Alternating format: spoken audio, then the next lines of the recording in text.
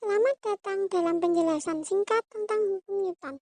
Teori ini ditemukan oleh ilmuwan fisika terkenal bernama Sir Isaac Newton. Ketiga bagian hukum Newton yang ia temukan berkaitan dengan pengaruh gaya pada benda yang bergerak. Hukum Newton adalah hukum gerak yang menjadi hukum dasar dinamika dengan merumuskan gaya terhadap pengaruh gerak pada benda tertentu. Rumus ini kemudian dikenal dengan istilah hukum Newton 1, hukum Newton 2, dan hukum Newton 3.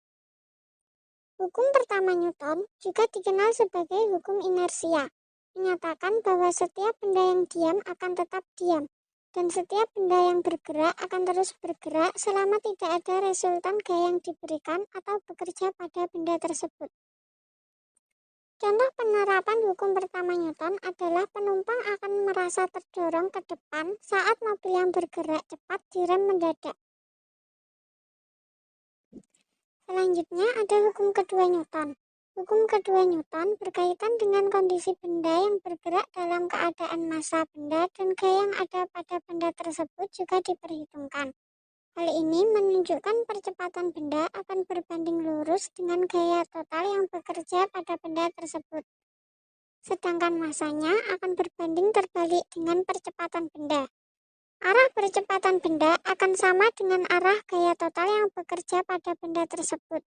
Dengan rumus matematisnya, sigma F sama dengan M dikali A. Contoh penerapan hukum kedua Newton adalah ketika sebuah mobil mainan ditarik ke belakang, maka mobil mainan tersebut akan mulai bergerak.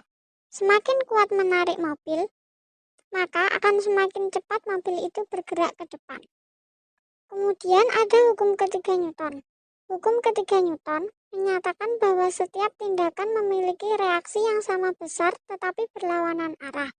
Dengan kata lain, setiap gaya yang diberikan pada sebuah objek akan memiliki gaya reaksi yang sama besar tetapi berlawanan arah.